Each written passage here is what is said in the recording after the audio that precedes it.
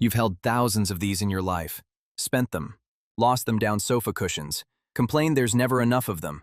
But look at this one for a second. It's just a disc of metal. It doesn't do anything. You can't eat it. You can't build with it. If you were stranded on a desert island, it's completely useless. And yet, this little disc and the idea it represents built every civilization on Earth. How did we get here? How did humanity go from trading fish to trading numbers on a screen? And what does that journey say about us? Before money, there was barter.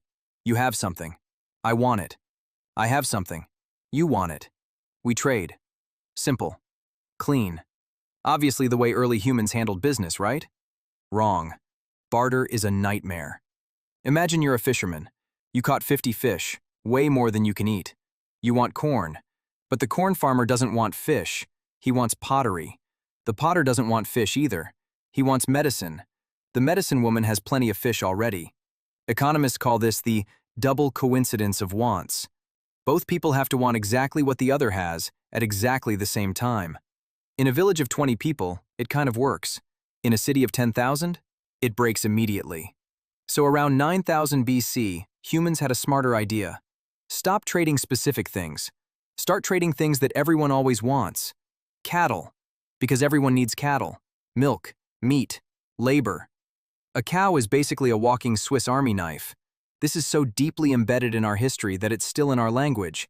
The word capital comes from the Latin capita, meaning head of cattle. Pecunia, the Latin word for money, comes from pecus, livestock. Your bank account, etymologically speaking, is a field full of cows. As civilizations grew, other commodities became currencies too. Roman soldiers were paid in salt, so reliable and valuable that the word salary comes directly from it. In other parts of the world, cowrie shells, cocoa beans, tobacco, even bolts of fabric. But all of these had the same fatal flaw. Your money could die, get sick, rot, dissolve. You couldn't save it reliably. You couldn't easily move it across long distances. You needed something that lasted forever. You needed metal. Metal was different. It didn't rot. It didn't get sick. You could melt it, divide it, reshape it. And crucially, it was rare enough to be valuable, but common enough to actually use. At first, people traded raw chunks of gold and silver by weight, but this was exhausting. Every single transaction required a scale, and you had to test the metal's purity every time. Trust nobody.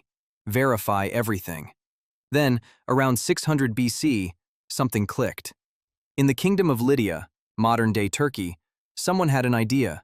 What if the king just vouched for it? Stamped the metal with an official seal. Fixed weight, guaranteed purity. The king's face on every coin, essentially saying, I promise this is worth what it says. Trust me. Suddenly you didn't need to trust the merchant. You just needed to trust the stamp. And trade exploded. For the first time, a stranger from a different city with a different language could hand you a coin and you'd both know exactly what it was worth. The king's guarantee crossed borders. Alexander the Great took this one step further. When he conquered the Persian Empire in the 4th century BC, he seized an almost incomprehensible treasure, enough gold and silver to pay his army for decades. He melted it all down and stamped it with his own face. Every time someone in Egypt or Persia or India bought a loaf of bread, they saw Alexander's face. Money wasn't just economic infrastructure. It was propaganda, delivered daily, to every single person in the empire. Metal coins solved a lot of problems, but they created a new one. They're heavy. If you were a merchant traveling hundreds of miles with a fortune in silver coins, you were basically a walking target. Robbery was common. Exhaustion was constant. There had to be a better way. In 7th century China, merchants figured out a workaround.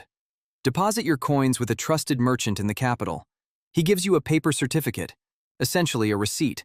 When you arrive at your destination, you redeem the certificate for coins from a partner merchant there. They called it fei qian, flying money, because unlike coins, it could travel as fast as a person could walk. The government saw the genius in this. By the Song dynasty in the 10th century, China was printing the world's first official government banknotes, called jiaozi, actual paper money backed by the authority of the state. Think about what this required. You're handing someone a piece of paper and saying, "This is worth real gold. Don't worry about it." That's not a financial instrument. That's an act of faith. When Marco Polo visited China in the 13th century, he was completely baffled. The emperor just prints money? On paper? And people accept it? He wrote home about it, and Europeans basically didn't believe him. It would take another few centuries before Europe caught up. In medieval Europe, goldsmiths started doing the same thing. Customers would leave gold for safekeeping and receive a paper receipt. And goldsmiths noticed something interesting. People rarely came back to claim all their gold at once, so those receipts started circulating, passing from hand to hand as payment. The goldsmith's promise, "Pay the bearer this amount in gold," became money itself. This is the moment banking was born. For a long time, governments tried to keep paper money tethered to reality through the gold standard. The idea was simple. For every dollar in circulation, there's a specific amount of actual gold sitting in a vault. Governments can't just print money out of nowhere. They have to find more gold first. It kept inflation in check. It made currencies trustworthy across borders. For much of the 19th and early 20th century, it worked. But the global economy kept growing. Wars required spending on a scale that gold reserves couldn't keep up with. The gold standard became a cage, too rigid to bend without breaking. On August 15, 1971, U.S. President Nixon went on television and cut the rope. America would no longer exchange dollars for gold. Just like that, on a Sunday night, the entire global monetary system changed forever. From that moment, the dollar was backed by nothing physical. No gold, no silver, just the authority of the government and your willingness to believe it. Economists call this fiat money. Fiat is Latin for "let it be done." The money is worth something because the government says so, and because we all agree to keep the story going. Sounds scary? It should, a little. But it also gives governments the flexibility to respond to crises, stimulate economies, and prevent total collapses. Most of the time. Today, most money doesn't physically exist at all. It's numbers in databases, signals on networks. When you pay for coffee, no atoms move, just electrons, updating two different ledgers at the speed of light. In 2008, we found out what happens when trust in that invisible system breaks.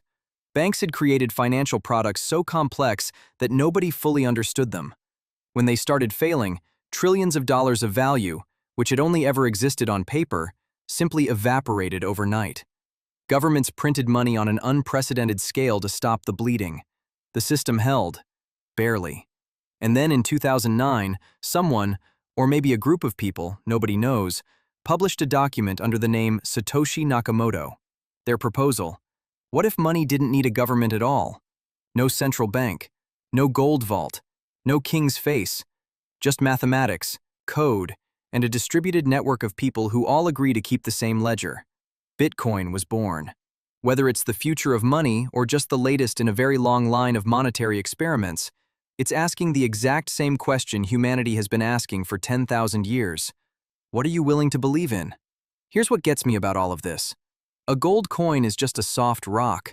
A $100 bill is just cotton and linen. A Bitcoin is just a string of code.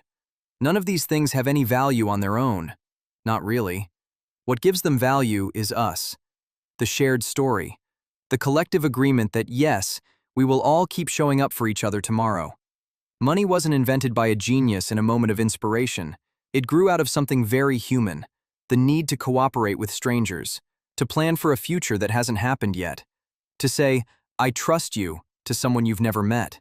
Every time you buy a coffee, pay rent, or check your bank balance, you're participating in a 10,000-year-old conversation about what we owe each other.